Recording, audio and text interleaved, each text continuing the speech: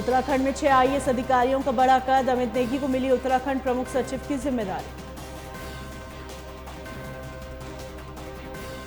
प्रदेश में सफाई अभियान में आई तेजी, कूड़ा वाहनों को सीएम धामी ने दिखाई हरी झंडी, डोर टू डोर होगी साफ सफाई। उत्तराखंड में 9 जनवरी से बदलेगा मौसम, बारिश और बर्फबारी के आसार, कोहरे को लेकर येलो अलर्ट जारी।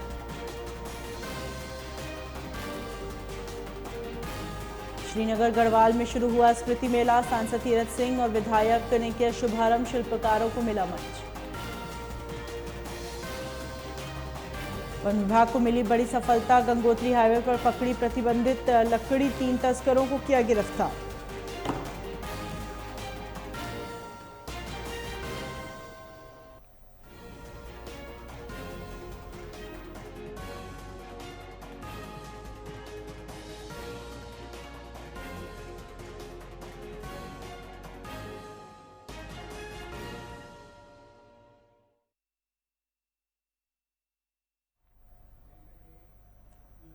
नमस्कार, स्वागत है आपका। आप देख रहे हैं न्यूज लाइव। मैं हूं आपके साथ ना। बुलेटिन की शुरुआत करते हैं उत्तराखंड की खबरों के साथ। पिछले 2 दिनों से उत्तराखंड में वन मंत्री सुबोध उनियाल और उत्तरकाशी जिले की पुरोला सीट से विधायक दुर्गेश्वर लाल का विवाद छाया हुआ है।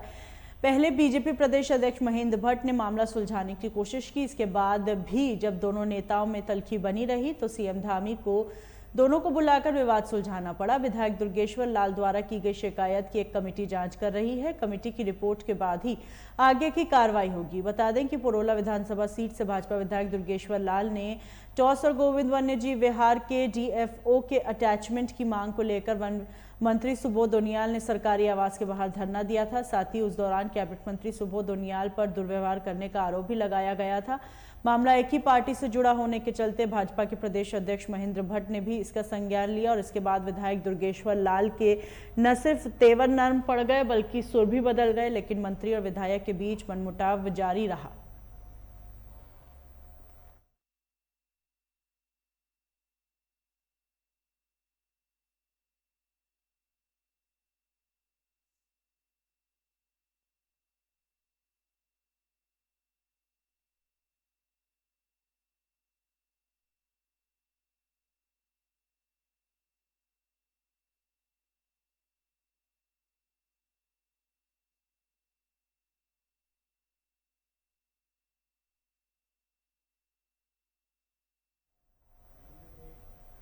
उत्तराखंड शासन ने 6 आईएएस अधिकारियों की जिम्मेदारी में बदलाव से जुड़ी तबादला सूची जारी की है। इनमें मीनाक्षी सुंदरम को प्रबंध निदेशक Uttarakhand investment and infrastructure development board की जिम्मेदारी दी गई। इसके अलावा विनोद सुमन से सचिवालय प्रशासन, सामान्य प्रशासन, प्रोटोकॉल की जिम्मेदारी वापस लेते हुए सचिव कृषि की अतिरिक्त जिम्मेदारी दी गई है। बाकी विभाग विनोद सुमन के पास पहले की तरह ही बने रहेंगे और इसी तरह विनीत कुमार को निदेशक आईटीडीए और निदेशक यूसेक की अतिरिक्त जिम्मेदारी दी गई। विनीत कुमार को यह जिम्मेदारी आईएएस नीतीश खंडेलवाल के मैटरनिटी लीव पर जाने के कारण उनकी जगह दी गई है। वहीं रणवीर सिंह चौहान से निदेशक उद्यान की जिम्मेदारी वापस ली गई। हालांकि माना जा रहा है कि शासन स्तर पर आईएएस अधिकारियों की जिम्मेदारी में बदलाव से जुड़ी लंबी सूची जारी हो सकती है। फिलहाल शासन स्तर पर केवल 5 अधिकारियों को लेकर ही आदेश जारी किए गए हैं। माना जा रहा है जल्द कई दूसरे अधिकारियों की जिम्मेदारी में बदलाव से जुड़े तबादले आदेश जारी हो सकते हैं।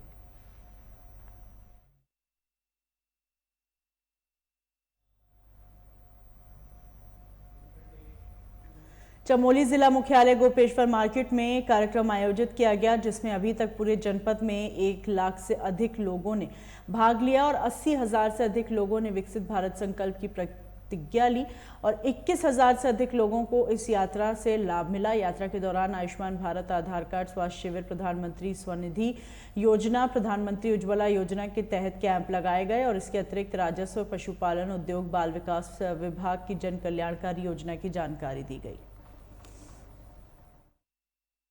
तो निवेदन करूंगा कि दीप प्रज्वलन की प्रक्रिया में आए शुभारंभ में सहयोग करें। पर हमारे जनपद चमोली में करीब 610 ग्राम पंचायत थी, तो ग्रामीण क्षेत्र में भी हमारी योजना पूर्ण हो चुकी है और शहरी क्षेत्र में भी योजना के लिए अच्छी बड़ी संकल्प यात्रा की। इस इसके तहत करीब ग्रामीण क्षेत्र में 1 लाख से अधिक लोगों ने प्रतिभाग किया है और 80,000 से ऊपर लोगों ने मानसिक भारत का सफल ग्रहण किया है। और साथ ही जो मेन उद्देश्य बनाया गया था कि विभिन्न स्कीम्स में हम सैचुरेशन अटेंड करें, लोगों को लाभ दें। इसके तहत करीब 23,000 से अधिक लोगों का चुनाव के लिए स्क्रीनिंग किया हम लोगों ने और करीब 2,000 से अधिक लोगों ने आयुष्मान कार्ड जारी करेंगे और करीब 10,000 लोगों ने बीमा योजना में रजिस्ट्रेशन करवाया है और तमाम और भी विभिन्न प्रकार की जितनी सरकारी योजनाओं की सभी योजनाओं लाभार्थियों का आइडेंटिफिकेशन करा और उनको मौके पर लाभ देने की कोशिश करी। जिनका आइडेंटिफिकेशन होने के उपरांत भी लाभ नहीं आया तो इधर भी जो उनको कोशिश कर रहे हैं उन तक लाभ पहुँचाए।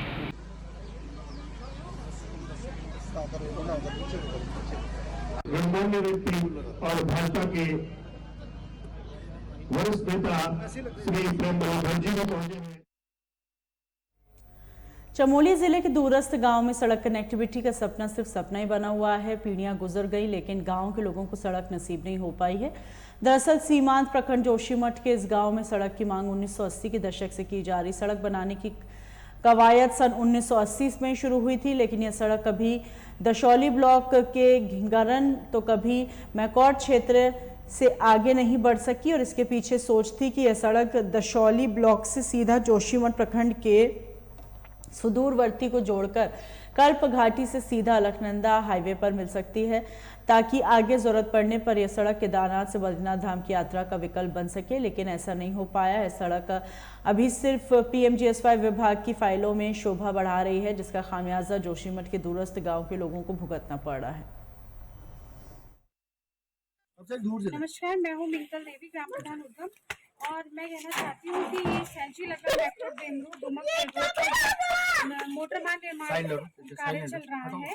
वो मोटरमार्ग निर्माण कार्य 2019 के संरेखण के अनुसार ही होना चाहिए, जिससे कि जो ग्रामीणों के अनुसार जो संरेखण कार्य किया गया है और गाँव की आवश्यकता को देखकर जो किया गया है वही गाँव वालों के लिए आगे हितकारी हो।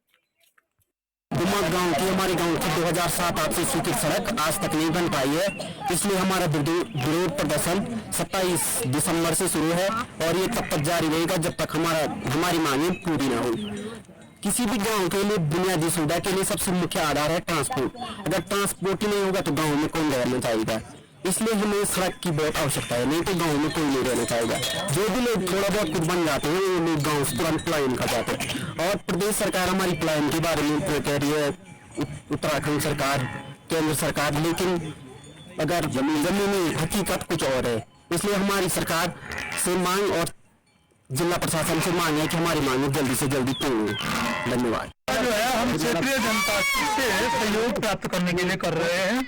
सैंची लगा मैकॉट टू बेमरू मोटर मार्ग 2007 से स्वीकृत है, आज तक नहीं बना पाए विभाग, और विभाग इसमें निरंतर बहानेबाजी कर रहा है, निरंतर इसके अलाइनमेंट चेंज कर रहा है। 2 बार तो पहले हो गए, अब फिर अलाइनमेंट चेंज कर रहा है, दुमक को बाईपास कर रहा है। गदेरे के समानांतर स्लाइड जोन में बैंड बना करके सड़क को बाधित कर दिया, दोनों तरफ से बाधित कर दिया।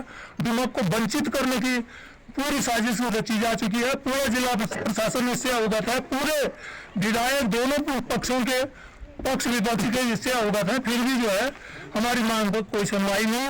अब ये लड़ाई जो है यहाँ से शुरू है और अंजाम तक पहुँचेगी।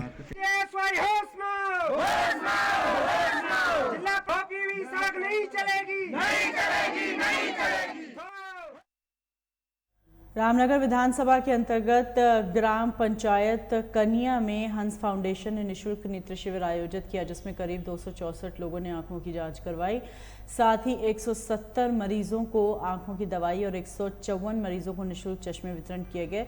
वहीं स्थानीय लोगों ने हंस फाउंडेशन ग्राम प्रधान सुनीता गुप्त्याल का आभार जताया और कहा कि इस तरह के निःशुल्क शिविर से लोगों को काफी लाभ मिलता है।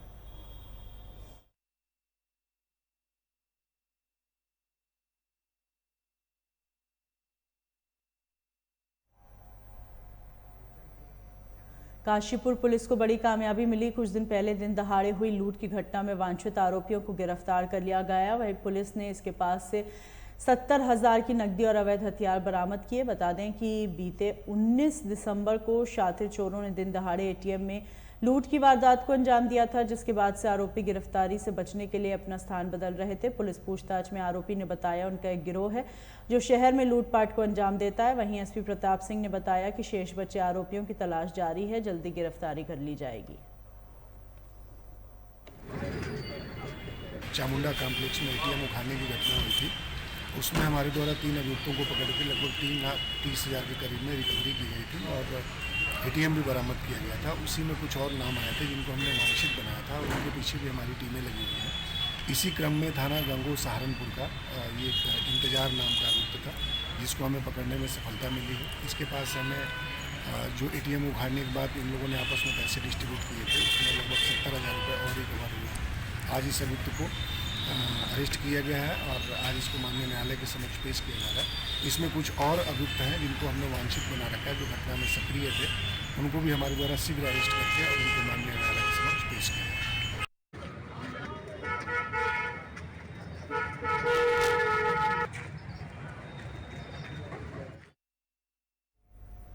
बागेश्वर के केदारेश्वर मैदान में मातृशक्ति उत्सव कार्यक्रम का आयोजन किया गया, जिसमें मुख्यमंत्री पुष्कर सिंह धामी ने शिरकत की। इस अवसर पर उन्होंने लगभग 100 करोड़ रुपए का विकास परियोजनाओं का लोकार्पण एवं शिलान्यास किया। अपने संबोधन के दौरान उन्होंने जनपद बागेश्वर में नशा मुक्ति केंद्र की स्थापना, बागनाथ मंदिर बागेश्वर के संग्रहालय में 90 प्रतिमाओं की स्थापना की, कपकोट के सामुदायिक स्वास्थ्य केंद्र को अपर जिला चिकित्सालय बनाए जाने के साथ ही कई अन्य घोषणाएं भी की।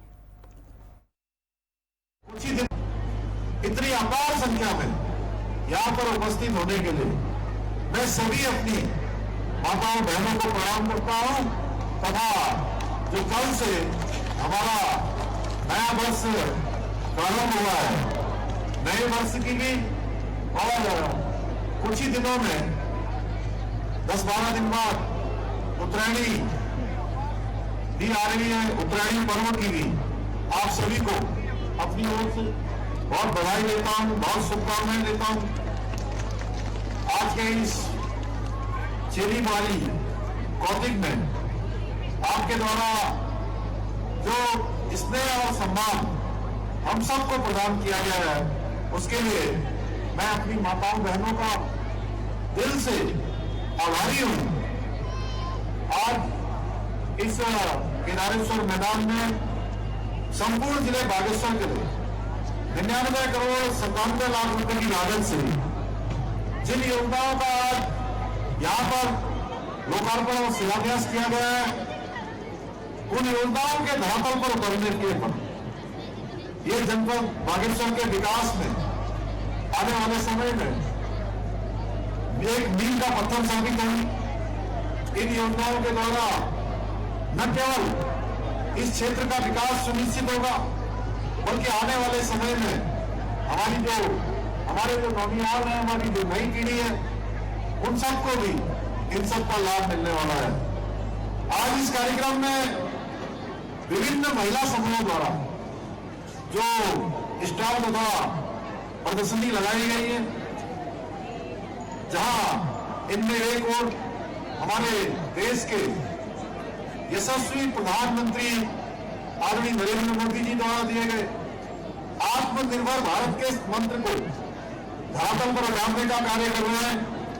वही हमारी जो मातृशक्ति है, उनकी प्रतिभा और कौशल से सभी को परिचित कराने का काम हो रहा है। हम उत्तराखंड राज्य के निर्माण में हमारी मातृशक्ति द्वारा किए गए योगदान को कभी नहीं भूल सकते। आज हमको ये राज्य प्राप्त हुआ है तो हमारी मातृशक्ति के द्वारा जो आंदोलन किया गया था, वो आंदोलन चाहे वो खटीमा का गोलीकांड हो, मसूरी का गोलीकांड हो या रामपुर तिराहा का संघर्ष हो, हम उसको कभी भुला नहीं सकते हैं। ये आप ही लोग ही हैं जो अपने परिवार में ही नहीं, ज्यादा देशों के लोगों ने इन्वेस्टर ग्लोबल समिट में आकर उत्तराखंड में अपना उद्योग, अपना इन्वेस्टमेंट करने की हमारे सामने अपना प्रस्ताव दिया है। हम उस पर आगे बढ़ रहे हैं। हमने कहा है आप आइए, उद्योग लगाइए, आप आइए, इन्वेस्टमेंट करिए, बड़े होटल बनाइए, रिजॉर्ट बनाइए, डेस्टिनेशन बनाइए। हमारे प्रधानमंत्री जी ने कहा है कि उत्तराखंड आने वाले समय में वेडिंग डेस्टिनेशन होगा। जो लोग दुनिया के देशों में अपनी परिवार के बच्चों का विवाह करने के लिए जाते हैं, उनसे उन्होंने कहा कि उत्तराखंड में करिए, देवभूमि में करिए, पूरी दुनिया के लोग यहाँ आएंगे। हम उनका स्वागत करते हैं। लेकिन भाइयों बहनों, ऐसे भी बहुत सारे मामले आए कि गांव में, हमारे पहाड़ में दूर दराज कई नालियों की नालियां, किसी ने 100 नाली, 200 नाली, 500 नाली, 1000 नाली ऐसे जमीन लेकर छोड़ दी है। कुछ मैदानी क्षेत्र में भी जमीनें लेकर अवैध प्लॉटिंग का धंधा शुरू कर दिया है। हमने कहा कृषि योग्य जितनी भी भूमि है, उस कृषि योग्य भूमि पर हम अब खरीद फरोख्त पर फिलहाल अभी हम रोक लगाते हैं और उसकी सबकी जांच करवाएंगे कि भाई किसको किस पर्पज के लिए जमीन चाहिए। लेकिन हमने कहा है व्यावसायिक पर्पज के लिए, इंडस्ट्री लगाने के लिए, होटल बनाने के लिए, इस पर हमने कोई रोक नहीं लगाई है, क्योंकि होटल बनेंगे, सामुदायिक स्वास्थ्य केंद्र करते तो हमारा जिला चिकित्सालय बनाया जाएगा, क्योंकि यहाँ पर पूरे क्षेत्र का बहुत दबाव रहता है। हमारी ईजा बेनी है, सबको इसकी जरूरत होती है। इसके साथ साथ सामा के मल्टी लेवल पार्किंग का निर्माण भी सामा में किया जाएगा। जनपद बागेश्वर में भराड़ी में मल्टी लेवल पार्किंग का निर्माण कार्य किया जाएगा। हमने भी हमारे जो प्रस्ताव हैं उन सभी को जल्द से जल्द पूरा कराने के लिए और आदर्श उत्तराखंड बनाने के लिए हमारा जनपद बागेश्वर आदर्श बना। ये बाबा बागनाथ की भूमि है, ये हमारे तमाम प्रकार के देवी देवताओं का स्थान है। मैं उन सभी देवी देवताओं को नमन करता हूँ, आप सबको प्रणाम करता हूँ। इतनी बड़ी संख्या में आप सब पधारे हैं। अंत में इस भव्य आयोजन के लिए हमारे जिला प्रशासन की, हमारे जिलाधिकारी अनुराधा पाल जी का, हमारे SSP साहब का, SP साहब का, पूरे जनपद के सभी अधिकारियों का, कर्मचारियों का, आए हुए सभी माता बहनें, बड़े बुजुर्गों, नौजवानों का सबका धन्यवाद करते हुए एक सदियों के मूल स्थान को पर्यटन स्थल के रूप में बनाया जाएगा। हमारे विधायक जी कह रहे हैं, मैं इसकी भी घोषणा करता हूँ। एक बार फिर से आप सभी का हृदय की गहराइयों से धन्यवाद करते हुए इस भव्य आयोजन को बधाई देते हुए अपनी बातों को विराम देता हूँ। बहुत बहुत धन्यवाद।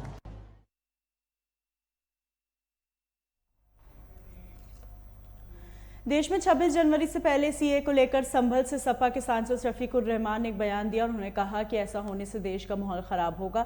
आज देश में नफरत का माहौल देखने को मिलता है। छोटी छोटी बातों पर किसी को पकड़ लिया जाता है और उसकी इस कदर पिटाई की जाती है कि उसकी हत्या तक कर दी जाती है। वहीं मॉब लिंचिंग की घटनाएं भी तेजी से बढ़ रही। उन्होंने सीए को लेकर कहा 2024 के लोकसभा चुनाव से पहले यह आता है तो इससे कोई फर्क नहीं पड़ेगा, लेकिन राजनीतिक गलियारों में जरूर असर होगा।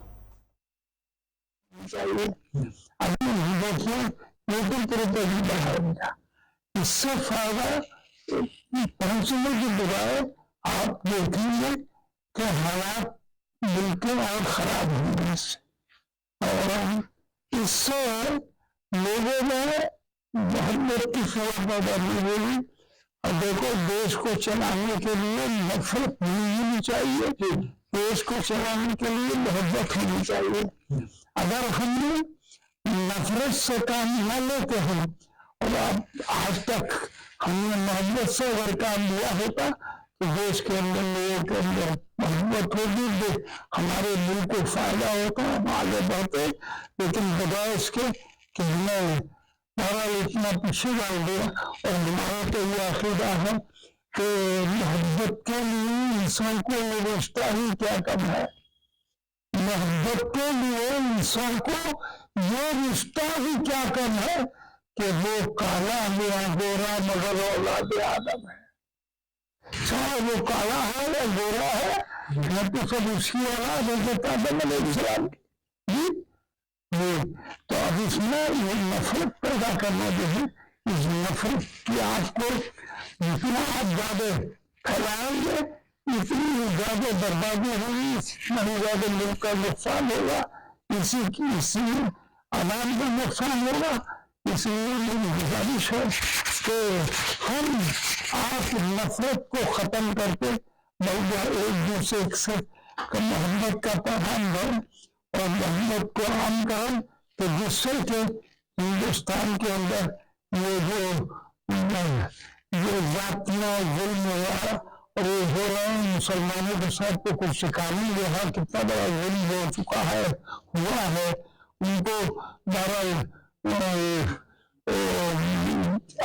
भगवान किसी लड़के को पकड़ लिया वैसे ही और उसको मारना शुरू कर दिया, नाम चीज जो कहलाता है। तो कितने लोग हमारे मारे हुए हैं, कितने हमारे लोगों के साथ हो गया है। हम तो हापुड़ जनपद की तीर्थनगर गढ़मुक्तेश्वर के पास अन्नदाता किसान सम्मान समारोह का आयोजन किया गया, जिसमें भारी संख्या में किसान शामिल हुए। इस अवसर पर बीजेपी की तरफ से किसानों को सम्मानित किया गया। वहीं बीजेपी नेता सत्येंद्र सिसोदिया किसानों का हौसला बढ़ाते हुए कहा, बीजेपी सरकार लगातार किसानों के हित में काम कर रही है और आगे भी ऐसा ही किसानों के हित में काम करती रहेगी।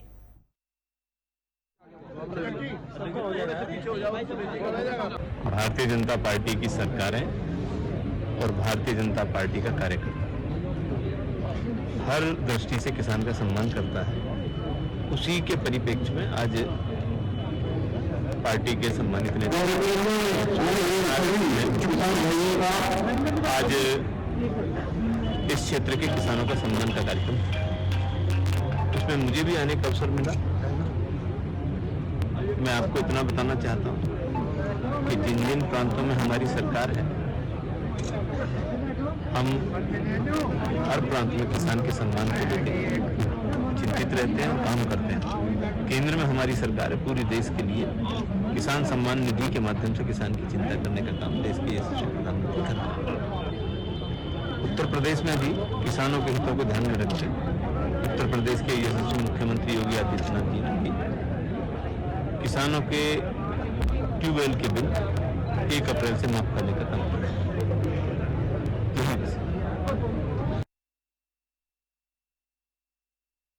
बधाई के पात्र हैं कि हम सब लोग यहाँ उनके इस आयोजन से सम्मानित किया जाएगा। मैं हमारे माननीय चंद्रेंद्र जी का माला पहनाकर स्वागत करें।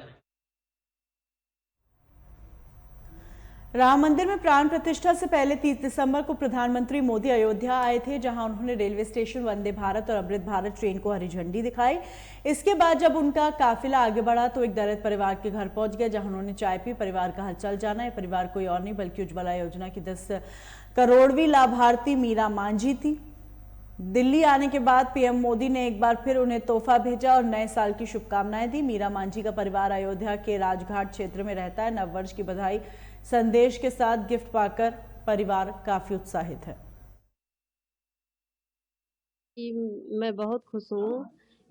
ये हमको नए साल में बधाई दिए हैं कि मतलब आपके परिवार से मुझे मिलके बहुत अच्छा हुआ, मतलब लगा, और मैं बहुत खुश हूँ। ये सब मतलब बधाई दिए हैं और हमारे बच्चों के लिए कुछ खिलौने वगैरह दिए हैं और वीर के लिए बैग और नैना के लिए बैग दिए हैं। हमें बहुत अच्छा लगा जी। और नैतिक के लिए कुछ खिलौने वगैरह दिए हैं, हमको बहुत अच्छा लगा। हमारे बच्चे लोग भी बहुत खुश हैं जी।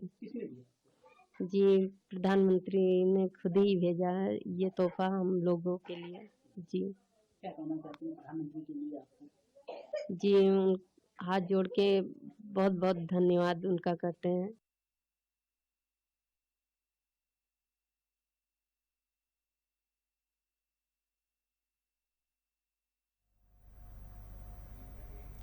गाजियाबाद जेल में बंद कैदियों की परीक्षा देने, स्वरोजगार करने और अलग अलग तरह के काम करने की खबरें आपने सुनी ही होंगी, लेकिन अब डासना कारागार से जो तस्वीर आ रही है वो थोड़ी अलग है, क्योंकि यहाँ 11 वर्षों तक सजा काटने वाले कैदी शकील अमीरुद्दीन ने किताब लिखी है जिसका शीर्षक है गुले मुकद्दस। 11 साल पहले शकील को जब सज़ा हुई उस समय वे अनपढ़ थे, लिखना पढ़ना नहीं आता था, लेकिन यहीं क ख ग सीख कर जब बाहर आया तो उसने आगे की पढ़ाई की और शकील ने आज की तारीख में किताब लिख डाली है। जेल अधीक्षक आलोक सिंह ने बताया, कारागार में शकील पढ़ना लिखना नहीं जानता था, मगर जेल में रहते हुए उसने पढ़ाई लिखाई में रुचि दिखाई, जिसमें जेल प्रशासन ने उसकी मदद की।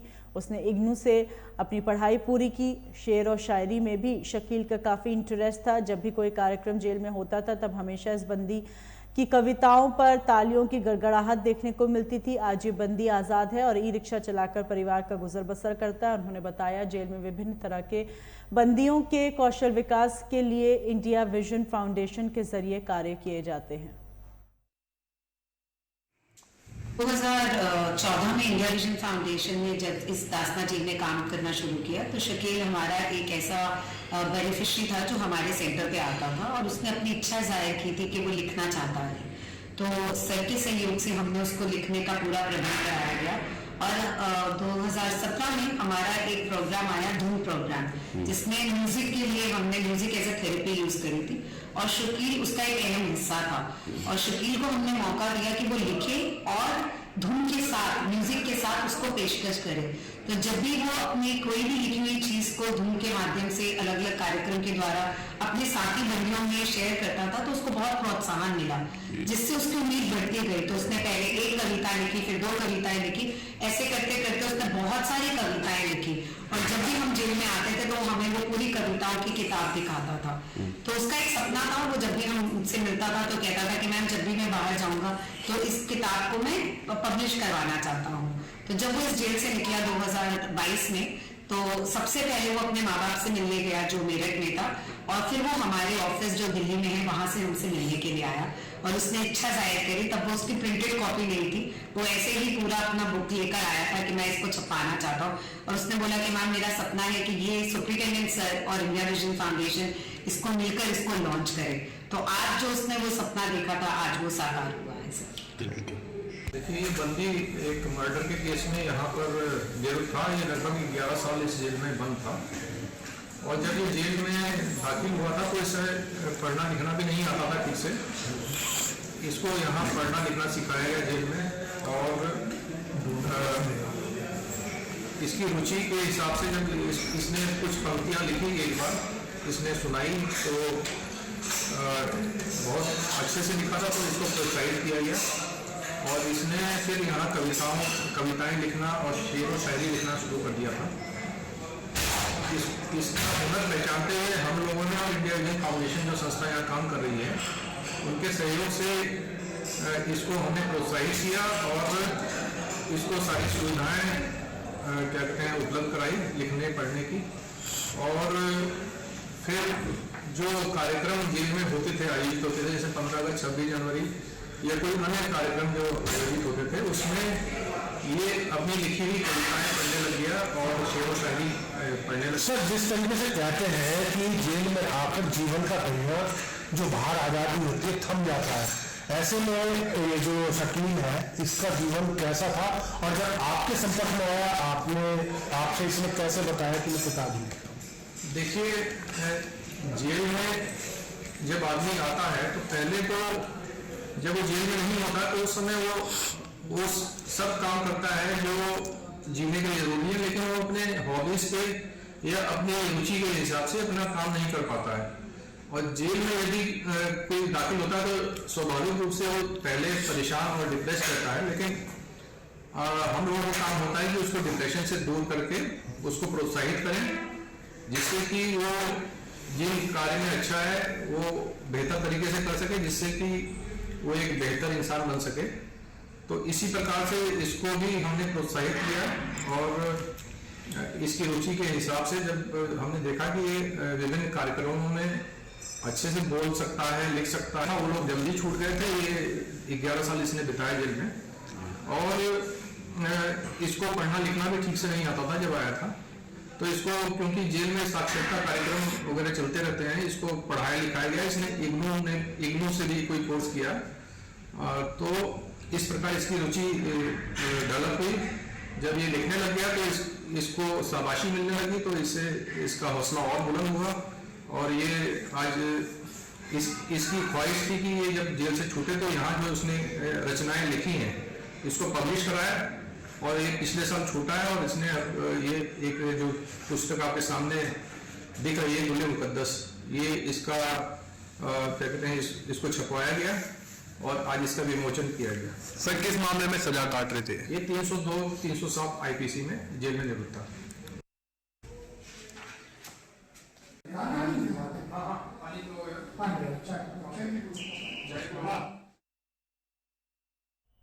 उत्तर प्रदेश एसटीएफ को बड़ी सफलता मिली। एसटीएफ ने मुख्यमंत्री योगी आदित्यनाथ और राम मंदिर को बम से उड़ाने की धमकी देने वाले 2 आरोपियों को गिरफ्तार किया। गोंडा के रहने वाले ताहार सिंह और ओम प्रकाश मिश्रा के पास से 2 mobile mail ID, 2 WiFi router, CCTV DVR बरामद हुए। दोनों की गिरफ्तारी थाना विभूतिगढ़ गोमतीनगर से हुई। बताया जा रहा है धमकी देने वाला भारतीय गौ सेवा परिषद का अध्यक्ष निकला और इसका नाम देवेंद्र तिवारी बताया जा रहा है। उसने अपने कर्मचारियों से ईमेल करवाया था और इससे पहले भी वो कई धमकी भरे ईमेल करवा चुका है। देवेंद्र तिवारी हाई प्रोफाइल धमकी वाले गैंग का सरगना है। पुलिस गनर पाने के लिए भी उसने धमकी भरे ईमेल कराए थे। फिलहाल देवेंद्र तिवारी के 2 सहयोगी गिरफ्तार किए गए हैं, जबकि उसकी तलाश जारी है। देवेंद्र तिवारी पर लखनऊ के मानक नगर, आशियाना, गौतमपल्ली, आलमबाग सहित कई थानों में FIR दर्ज है।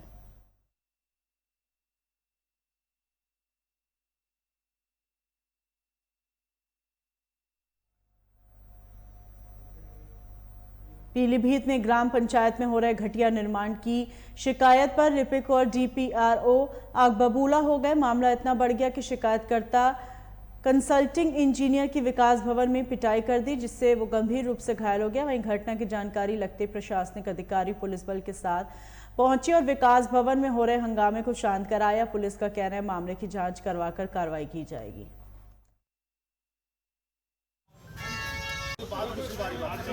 जी यहाँ पे DPRO सतीश कुमार और जो बाबूजी हैं संजय तोमर, उन्होंने मारा है। क्यों मारा?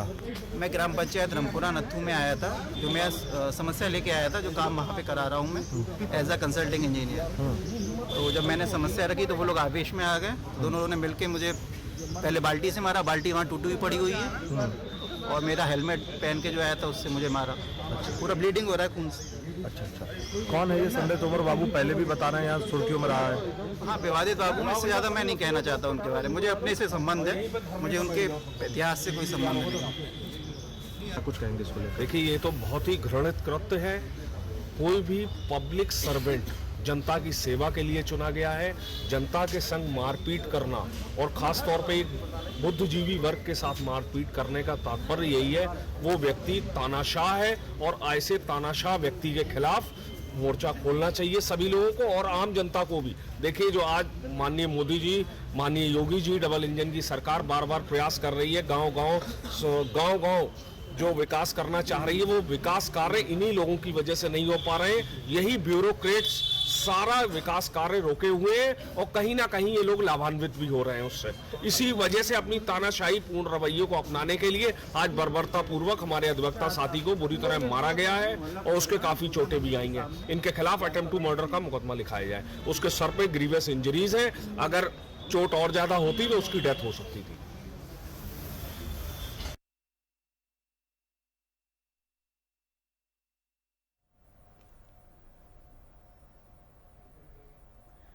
एटा के कटेलिया गांव में लव मैरिज के 15 दिन बाद ही प्रेमिका की हत्या हो गई। बताया जा रहा आरोपी पति लड़की के परिवार वालों से दहेज की मांग कर रहा था और जब उसकी मांग पूरी नहीं हुई, इसने लड़की पर पेट्रोल डालकर उसे जला दिया और शव को ठिकाने लगाने के बाद मौके से फरार हो गया। वहीं पीड़ित पिता ने थाना आवागढ़ में दहेज हत्या के धाराओं के तहत मुकदमा दर्ज कराया और कड़ी कार्रवाई की मांग की। हम लोग को बिहार कराने वाले हूँ, दिल्ली में रह रही हूँ सर। दिल्ली में मेरे लड़की ने लेके, वो आकाश नाम का लड़का ने वो लेके भाग गए हैं सर। 10-15 दिन से सर, वो 10-15 दिन जैसे लड़का के पास रहा सर, फिर वो दिल्ली में छोड़ दिया सर। फिर छोड़ दिया, 3-4 दिन में इसके माँ बाप से मैंने बात किया सर, तो माँ बाप से अच्छा लगा, शादी ब्याह हो गई सर।